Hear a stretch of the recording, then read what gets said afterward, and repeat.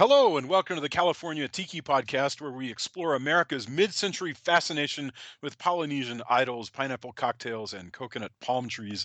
This week, for our premiere episode, we talk about Beach Party, the very first Beach Party movie, the 1963 film that brought us the pairing of Annette Funicello and Frankie Avalon, but which nobody remembers actually starred Robert Cummings. Now, bear in mind, if you haven't seen today's movie, we're going to be talking about it from the perspective of fans who have seen it. So, warning, spoilers ahead. I'm your host, Jason Henderson, co author of California Tiki, coming this August from History Press. With me in Los Angeles is Adam Foshko, screenwriter and director of story development for Call of Duty, Skylanders, and the Destiny franchises, including story consultant on the recently released Destiny 2. He's also the co author on California Tiki. Say hello, Adam. Hi, Jason. How are you tonight? Fantastic, and I'm very excited to talk about tiki culture and actually to dig into a really interesting place to start that also fits the time of year. Beach Party. All right, so Beach Party is a 1963 American film, which was the first of seven, or sometimes I see nine. It really depends and gets complicated, but Beach Party films or American International Pictures.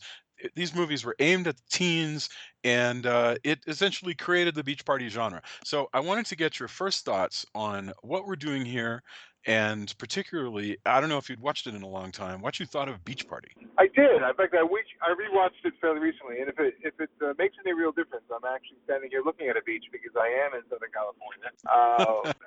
Those beaches haven't changed much, and it is about sunset where I am now, so it's the perfect time and the perfect movie to be talking about. But this is a movie that I rewatched fairly recently. And I think it was an important movie because it was not because of the how it was made or all the that went in it, but I mean I think it was important because it really was, as you said, the first of its kind. And what was so fascinating, I think, was it is a remarkably it promises a lot, fun, excitement, the beach, very inoffensive. Yeah, It's a very exciting movie. I could see it, and that's not usual for American International, I think, particularly at that time. I think it was a real departure for them. In rewatching it, I was really surprised how close they got to, it's a beach surf movie about teenagers and bikinis and surf and all this, but there's really nothing bad that happens in it. there's There's right. very little. There's no sex in it really to speak of. There's a lot of sort of right up against it, a lot of pretty girls, a lot of skin, a lot of just fun in the sun. But there's nothing lurid about it, which I think is what's so interesting. Yeah, Particularly because at the time that this was released, I mean, lurid was a thing that was being marketed to audiences in certain ways. There's a lot of the gangs and the bad kids and and all sure. this disillusionment. The pictures that were sort of exploitation, disillusionment, and this is not that at all. It's the exact polar opposite. I mean, it has Funicello in it, for crying out loud, from Disney, and Frankie Avalon. I think this is the first one that they were in together. This whole notion of there's something that's away from regular society and the cares and responsibilities and all the different things and the mores, even to a certain degree. But it was all about having fun and being able to sort of get away to your own personal beach and having your own private paradise. I was thinking about the fact that American International actually wasn't sure if this movie was going to work at all, because like you said, they'd been doing all the rebel movies and gang movies and sort of salacious crime films and stuff like that, and some horror movies. And this is before the big American International post cycle. So their brand was not anything like this. And and in fact, Dorothy Malone, who's in the movie, makes the joke that AIP is all about releasing movies that really push the edge. So when this was presented to Samuel Z. Arkoff, and it was, hey, here's a script, it's a movie about teenagers on the beach. He thought it was too lightweight. He thought it wasn't going to do any business. He also thought that the surf culture of young people wouldn't carry outside the West Coast. They very quickly, on releasing it on the West Coast, found that it was super popular even among kids who weren't anywhere near the weren't anywhere near the beach. And Right, because you're so yeah. landlocked in Kansas. You're like, this is the beach. Oh my God, I gotta go there. Yeah, it defined it. It's sort of uh, Americans were very, very interested in this, and this is a particularly tiki culture concept, just slightly oriented towards younger people. Uh, you had an expanding economy. You had young people with a lot of extra money in their pocket, and here was a fantasy that was all about essentially middle class, unencumbered young people living a sort of a fantasy life, and that created this identity that people could glom onto, this California idea that yes would Definitely. carry just fine in Duluth and carry just fine in Brooklyn.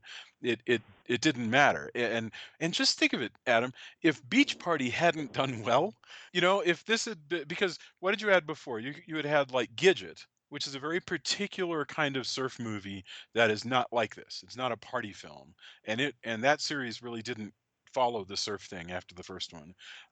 You had, um, I'm trying to think. Basically, you didn't. Oh, and you had Where the Boys Are, which kind of was more like this, but wasn't about surfing. This is the one that brings those movies, those ideas together into a story of a bunch of kids on the beach. If this movie had not gone anywhere, if it had been just a one movie experiment, just think how the culture would have changed. Because we've talked about how in the idea of tiki culture was this fascination with people recreating their boring everyday spaces as looking like Polynesian islands, palm trees, sand, all that stuff. Surf is an offshoot of that was aimed kind of at slightly younger people in the 60s, starting in like 1959 or so. And but it might not have happened. If it hadn't happened, then there would be a big vacuum for youth culture. And now, it's actually very difficult for me to envision what American culture would look like if you took the surf movement out of it. Because just think of all the restaurants you walk into right now that have like surfboards up and Sure, and they're and all all around the here. yeah, and it's so strange to think that like the surf movement, beach party movies, all this stuff, it only lasts about 5 years. They make these movies, when they start making Frankie and Annette movies, they make them like every 6 months. They churn these movies out so fast from 1963 to about 1966 that Annette Funicello is just damn tired of it by the time they are done. She like is like, I'm not doing these anymore. I'm tired. She was like ready to go off and have babies and go do other kinds of movies and whatever other projects would be available to her. It was a grueling thing where they were doing these movies, shooting them always in like February, so they're freezing when, when they're making these movies. And Oh, right, just right. imagine it may not have happened at all. But I want to focus in on what the movie's about. So Beach Party, which again 1963, the real lead, we remember Frankie and Annette, and they are major, major characters playing Right. Frankie, the so-called Frankie and Dee Dee. But the real lead characters of this movie are Robert Cummings and Dorothy Malone, who are thoroughly and completely greatest generation adults. Robert Cummings plays an anthropologist. It is his movie. He is an anthropologist who has traveled to the beach to study the crazy mating habits of young teenagers who he thinks are very, very similar to Aborigines that he's studied, Right. and primitive peoples on islands and whatever. And Dorothy Malone, who won an Oscar and was, I think, just about to start working on Peyton Place, and who is wonderful, wonderful, wonderful. She plays his long suffering assistant. And the real plot of the film is whether or not Dorothy Malone and Bob Cummings will ever get together, which is, by the way, a Together. foregone conclusion. But and and Bob Cummings. Let's see. So how old are these guys? So I looked this up. Bob Cummings is 53 years old. Frankie Avalon is 23. Annette is Wow. 21. Yeah. First of all, Frankie Avalon is 23. He looks about 30, to be honest with you. I mean, He but does. They both uh, both look different ages, and yeah, Cummings actually yeah. looks fairly good. Who Despite does? the fact that he has Cummings looks surprisingly good, despite the fact Yes, that he has this crazy beard. yes. Well, part of the big thing is, the Professor Sutwell, who, like Jane Goodall, sort of moving among the primitive peoples or whatever, he decides he's going to sort of infiltrate the young people and get to know them. And he acts so it like I said, it's really a story of this man, this World War II veteran and this hardworking anthropologist who wants to understand a life of freedom. That is tiki culture in a nutshell, and that is, I think, what really makes this a tiki culture movie more than anything else. Totally. Is Bob Cummings. By the way, Bob Cummings does look good when he shaves off the beard. He is revealed to look like Bob Cummings, and Bob Cummings was a big like movie star already. I mean, he was a major star. He had had a very popular television series from 1955 to 1959. This is just a couple years after that. He's 53, of course, just like I want to say less than 20 years earlier, he had been the star of like King's Row, and he was in a lot of major films. So it is the plot sort of involves he makes his way into the life of Frankie and Annette and kind of comes between them because Annette is flabbergasted by his gentility and his kindness. But that also he's an interesting character because he's kind to the young people, but also he knows self-defense in ways that they don't because he's he's learned all of these strange native Right. tricks all around the world. Yes. Uh, and then lastly, I suppose the other major element of the film, so you've got the anthropologist who is studying the rituals of the teenagers. You've got Dorothy Malone who wants to be with him. You've got the surfing people, Frankie and Annette, who want to make one another jealous. That is basically it. And then you've got a biker gang that basically just wants to terrorize everybody, and they're clowns. I mean, straight up, But the they're not. Yeah, biker they're gang. not. Serious. They're not serious. But they're as much of a fantasy as as the beach life. They Isn't are that the weird? What the heck is going on with this biker gang? I mean, what is it? Did you understand? I'm not saying it's poor. I'm just like trying to understand. They seem to come in from another movie, but they're in a lot of this movie. What is going on with this biker gang? Well, there's no. I mean, they couldn't have anything that was serious. It couldn't be like a real threat. I mean, all the threats are very, very superficial. You have these triangles that are going on, Yeah. and you had to have something. Like, there are a couple different threats, right? There's the they're going to close the beach. Yeah. There's going to be the relationship trouble, which you do have, and you have that in spades with multiple triangles with the relationship Right. trouble, and then you've got basically the outside influence, which would either be parents, which they weren't going to do because that's going to be taboo in this because they're not doing misunderstood youth. Yeah. The authorities, no, not doing that. So you have basically the criminal element, but you can't the bad boys, but you really couldn't go very deep with it. You couldn't make it a real threat. So I mean, you really had these zany jokesters who were just kind of Yeah. rebellious in the way they were kind of wild, but they would kick. The worst they would do is kick down in your face. I mean, they were that kind of Yes.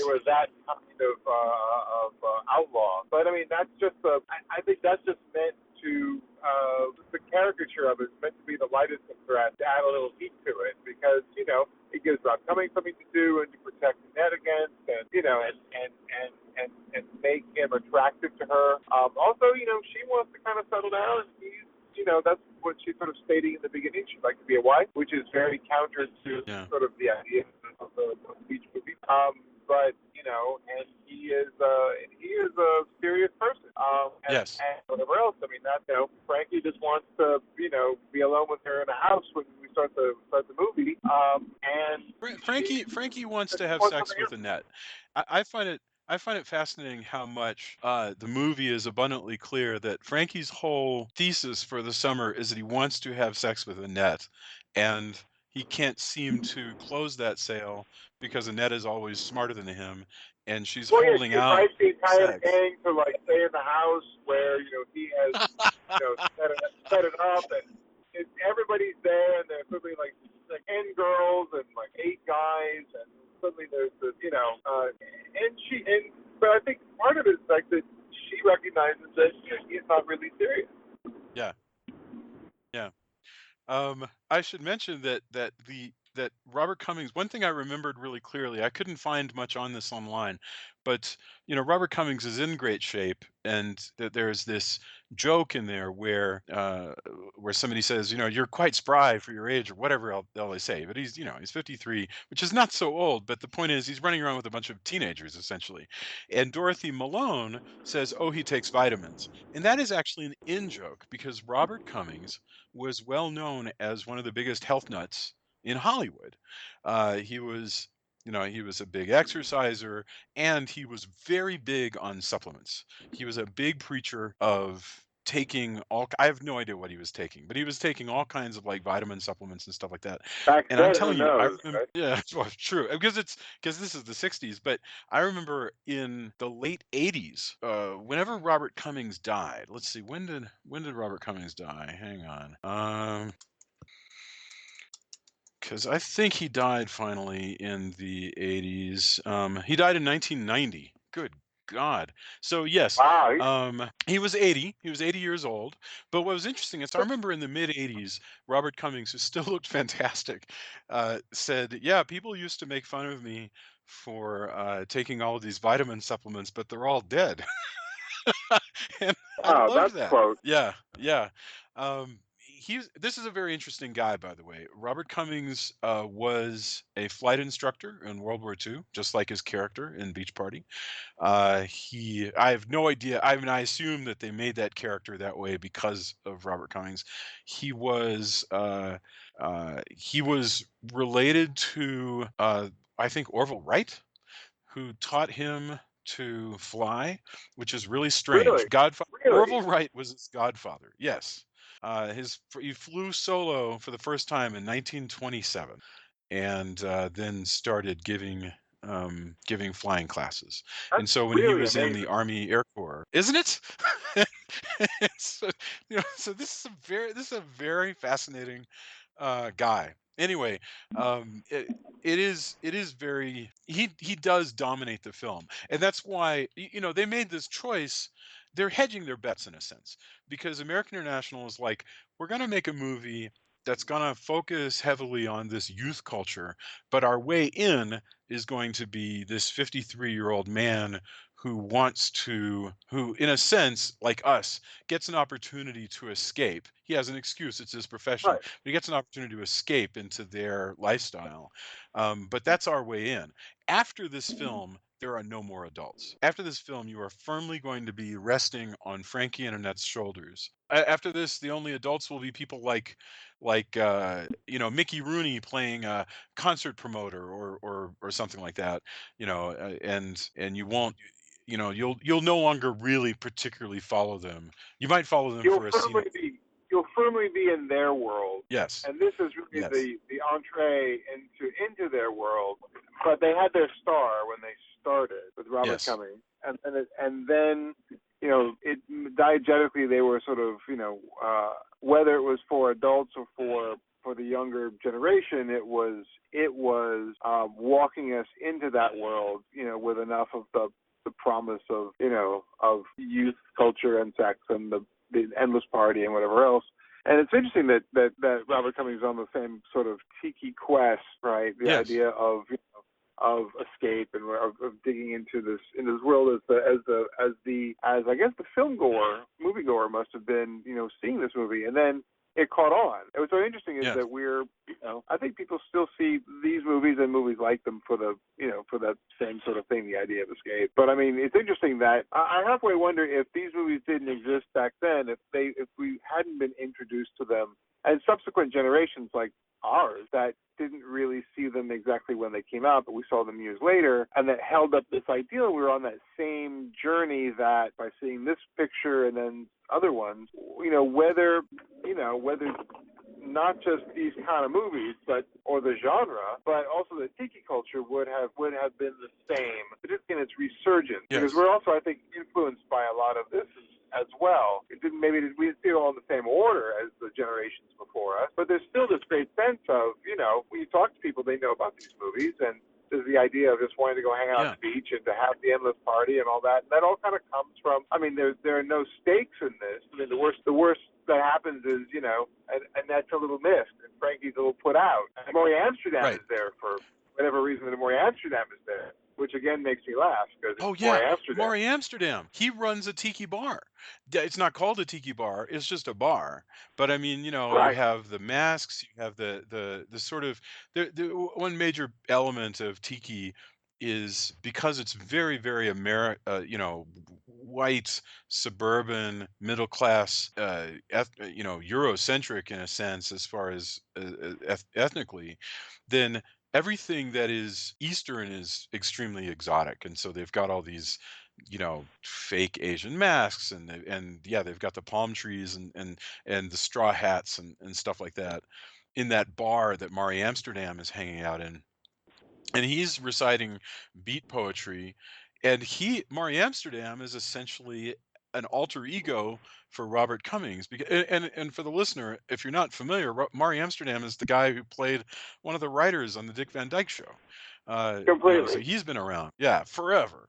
He's not a young man by any stretch. He's got a goatee. He's sort of ruling this roost for these teenagers to whom I guess he's selling, soda and beer, uh, and he's basically just escaping from his life.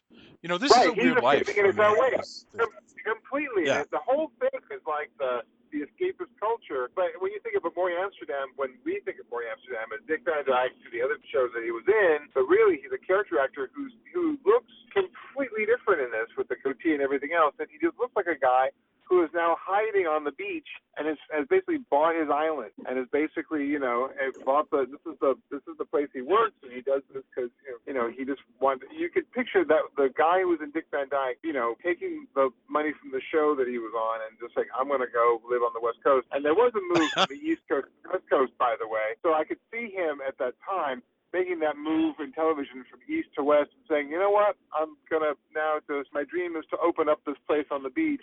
And you could totally see a place where that character, from Dick Van Dyke became this character a little bit later and grew a goatee and did beat poetry. It's a fascinating thing that I'm sure nobody a intended, lovely but it's idea. completely in Yeah. line with tiki culture and with kind of what it means and the idea of just ending up in your own personal exotic paradise, which in this case is his bar. Yeah, um it's an interesting commentary on what the culture is, because we're seeing the culture at its purest form, which is, Frankie and Annette, and they get up in the morning from the house that they're renting. Money is not a problem, and they're surfing all day. Hey, like the song goes, they're surfing all day and swinging all night, right? And then Maury Amsterdam, he's letting us know that the culture is being created on the fly, that he's got yoga going. He doesn't really know anything about that. He's making up the beat poetry. None of it means anything to him. But clearly, yes, he's escaped into all this. And the music is pure exotica, which is a whole so there's two kinds of music going on in this movie. There's the music that is played like in the bar when Robert Cummings goes to visit, which is all exotica music, which is a whole kind of jazz. It's kind of a big band jazz that kind of sounded like fake Polynesian, lots of bongo drums and stuff like that. Les Baxter, the band Right. leader, is the guy That's bastard. responsible for the score here. Yeah, I mean Les Baxter, who is the king of exotica music, is in charge of the music here. But the diegetic music, the band that's playing whenever they are dancing and listening to live music, is oddly enough Dick Dale, the surf king, or Right. the king of surf. Although in this movie he's not even really playing surf music, he's playing I don't know. He's playing basically rock. He's playing rock and roll, and kind of But he Beach would have been Boys attractive style. to people. They would have been attractive to, I think, to I don't know, to an audience who was just starting to understand what that music was. Yes. I think that he would have been attractive, even if he wasn't. It's like having. Well, it's not really a fair comparison to say you have Elvis in a movie because he already was sort of a star by the time he was making movies. But I mean, you could. There's a certain point where Dick Dale could have been a. It could have been a draw. I think even Oh to a yeah. certain degree with it. Oh, Well, like and that's a big deal. Dick Dale's Surfer's Choice.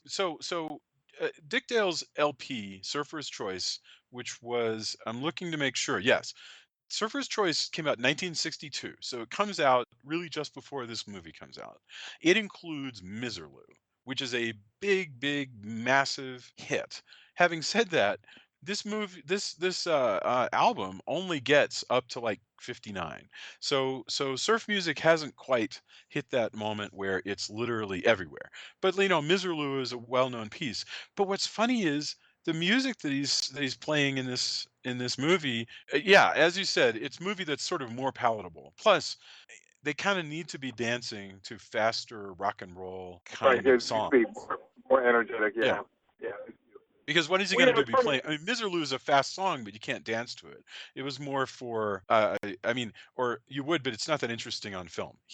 Dick Dale was really interesting because he was a part of, before he was a major star, in the couple of years before this movie comes out. Dick Dale is part of this enormous movement called Surf Stomps, which were these great big teenage concerts that where surf bands would just play and everybody would dance all night, and they would play like films that just showed people surfing, just literally like sports films. And not movies, not like beach movies, but just like here's highlights of people surfing, and he would play these surf stomps. It's just weird to have him I've actually here been to one. playing a kind of a watered down version. Did you say you went to one? I've been to one. Yeah, it was a really long time ago, but I actually been to a surf stop That's or cool. yeah, they That had is them even some years ago, but they still kind of had them. It was a slightly different event, but it's not it hasn't diminished. Surprised to see a generation of people who still sort of really dug that. that is really cool. But in a lot of ways, you if in a different time, and if you were slightly more cynical, you would, and if we didn't know that they were making up as they were sort of going along, American International, you would say that this movie was really engineered to perform well. Hmm. With a particular segment or a cluster of segments in the audience, and it wasn't really the case, which is so interesting. I mean, they tailored other films later to be more to perform well, but this is the thing, that the recipe, I think, for it, they just had no idea, and they Yeah. and they ended up literally striking oil or actually capturing lightning, and it really became something that was patterned, that people tried to pattern later, that people tried to replicate. It opened up the genre. It's really interesting. But when you think about it, we'll have this star, we'll have Robert Cummings, we'll go ahead, we'll have Dick Dale and Deltone. We're gonna make it this kind of way. If you look through the lens of time, you say, well, these things all really hit. Did they intend to do this? Did they do what some studios have done and do now, which is they package certain elements, certain actors, certain directors, certain genres together to make a certain kind of movie that'll perform well in the marketplace. And you could say that this looks like it might have been put together that way, but the fact that it wasn't, that there was some definitely some choices that were made, but it was not really engineered in the same way. It's just Yeah. fascinating to look at. Okay, that this somehow happened, and it had an impact on culture, and culture had an impact on it later, where it was when it was reinvented. These films were still being talked about. It as we said, it could have turned out also to be a flop, and people wouldn't be interested in it. Because it was a huge hit. There are multiple stories of how the film actually came to be. Because everybody at AIP wants to take credit for having come up with it, and different says, "Oh, Samuel Arkoff wasn't interested," and Samuel Arkoff in his autobiography says that he came up with the idea after he says he saw a movie that was about an older man taking up with a 20-year-old girl on the beach, and that it was about that. And he says, I think there's something here if we just kind of make it more lightweight than all that. Right, heard The about way that. we make it forgivable in this movie, that Robert Cummings is spending all this time with Annette Funicello, is to make him more or less oblivious to her interest in him. For a bunch of the time she's not interested in him. Then when she becomes infatuated with him, he's oblivious to it. Then when he's aware of it, he thinks it's plainly absurd. He thinks it's so plainly absurd that he doesn't even give a moment's credence to it. He instead immediately starts trying to figure out ways to ditch her.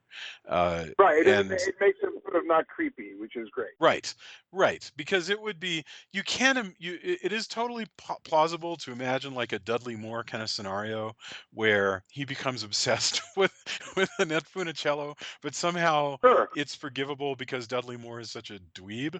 But there's something about the aging matinee idol that would just be gross Yeah, if this it's not were Yves Montand. I mean, you're not yeah. really.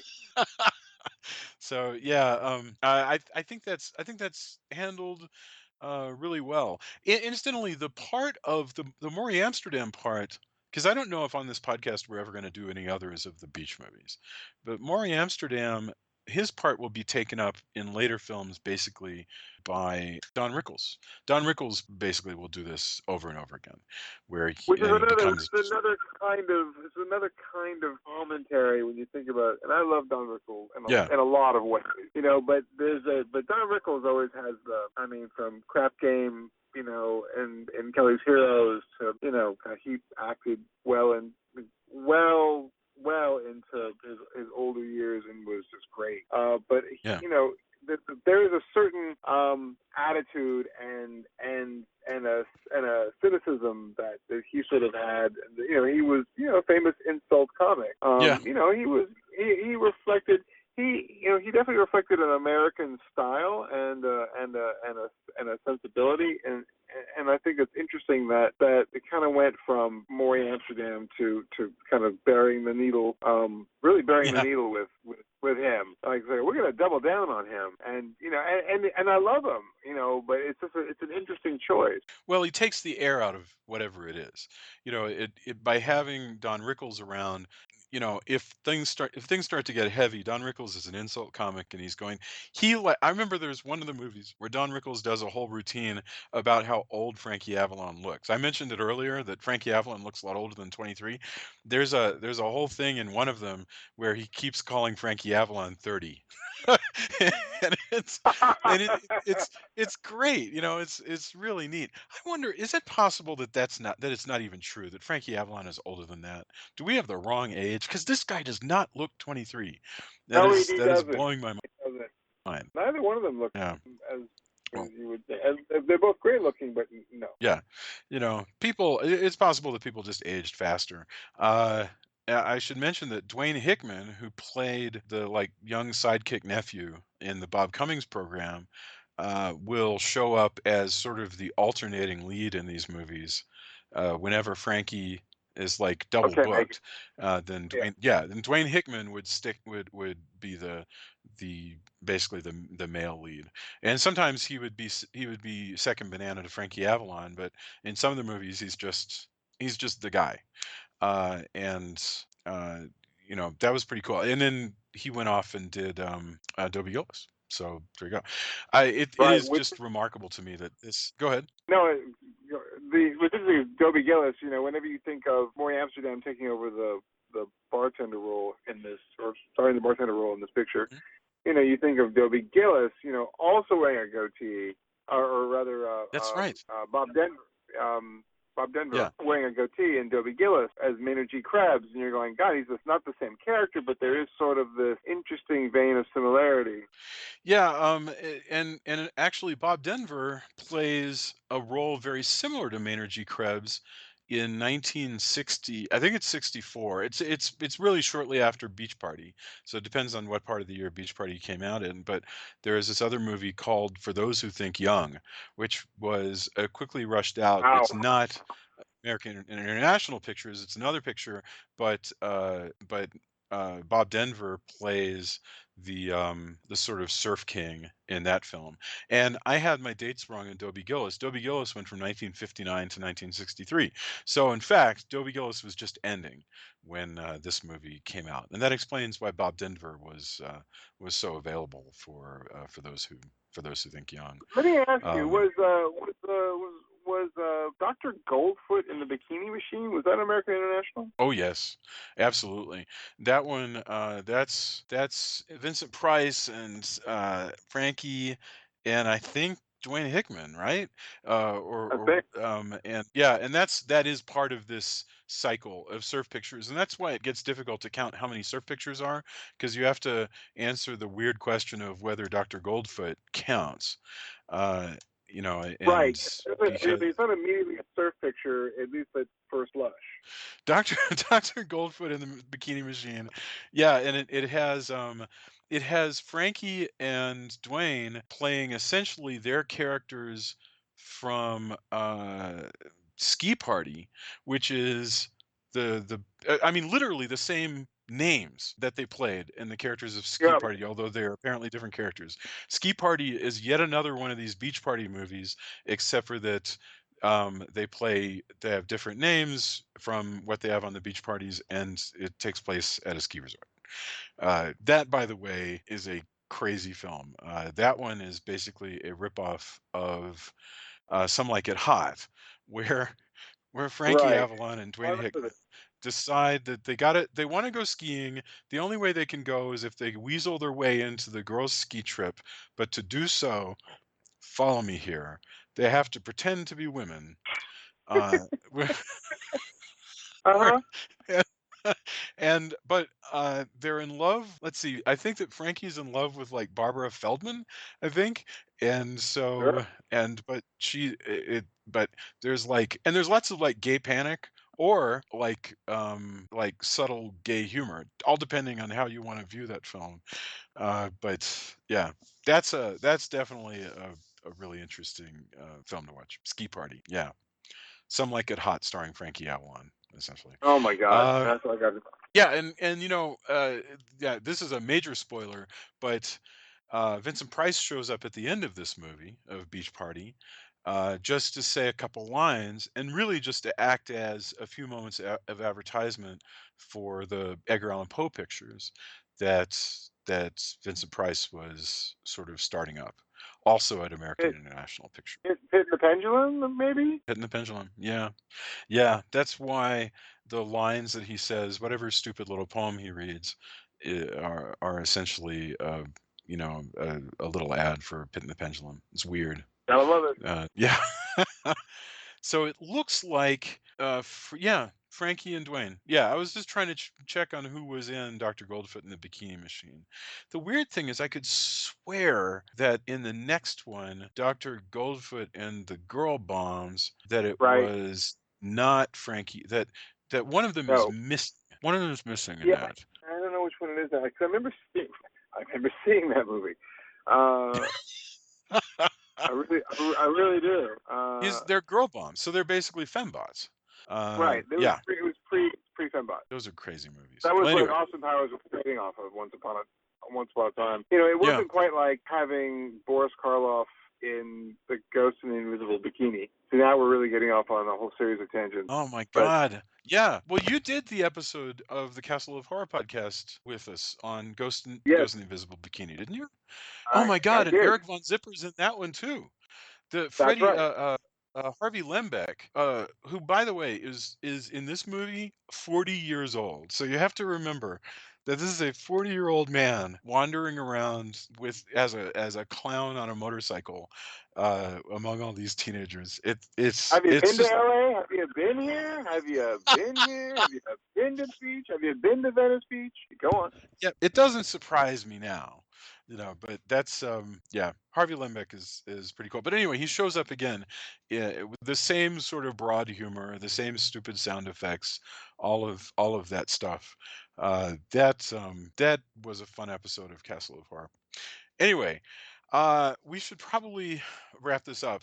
I think we've touched on just about everything as far as the themes of Beach Party, and certainly that it is super important to the culture. This is one of the ones that we actually talk about in the chapter on Tiki movies in California Tiki. So, I'm sure that we go on more at length in the actual book on this one. So I have no idea Yeah, what good we're going for to her. discuss. I don't know what we're going to discuss in the next episode, but this has been really fun talking about Beach Party. Do you have any final thoughts that you'd like to share? No, actually, I kind of would like to, despite the fact that I hadn't seen this movie in a while, upon seeing it again, it makes me want to sort of rewatch the other one. No, it's very, it's a very fun movie, and if you haven't seen it, you probably should, because it's very, check your expectations at the door. Yeah. But it really is a fascinating insight to movie culture at the time, and really the beginnings of this movement, post World War II, and kind of as Tiki was rising up in the U.S. And it's just fascinating. It opened a door for an entire generation to sort of step into, and that was a wave that was ridden for some decades really, and then rediscovered. So I'm excited that we kind of had this as our kickoff episode. I kind of want to see what we're going to do next. I'm excited to figure that out as well. And this was a lot of fun to go into. Especially because this is definitely the one that is aimed at that introduces you to that youth culture, but is really aimed at adults, and is all the stranger for it, because it's, you talked about checking your expectations at the door, and that's certainly true for the weird things that are of a time, like the sound effects and the Yeah. goofiness and all that stuff. And at the same time, it's just literally, it's not the movie that you expect it to be, because of the presence of the whole love story between Dorothy Malone and Robert Cummings, which takes up, frankly, half the movie, and it's that's pretty interesting. So as a final thought, if you like Dorothy Malone, you should definitely check out these other ones. But if you like Dorothy Malone, watch some Peyton Place, because that's a Wow. really Yeah. interesting, yeah, for sure. And they're all on YouTube. So this is a woman who could really act with her eyes. She was very, very talented. She did win an Oscar prior to this, and I think what movie was for Written on the Wind, and she won an Oscar for Best Supporting Actress. And then after that had sort of cooled off, she became a big TV star for a really long time. Anyway, thank you very much, and I'm looking forward to doing more of these as we lead up to the Tiki Oasis event, where we'll be signing copies of California Tiki. And Yep. have a fantastic week. I'll talk to you soon. Thanks. Talk to you soon. Bye. Yes, sir. Bye.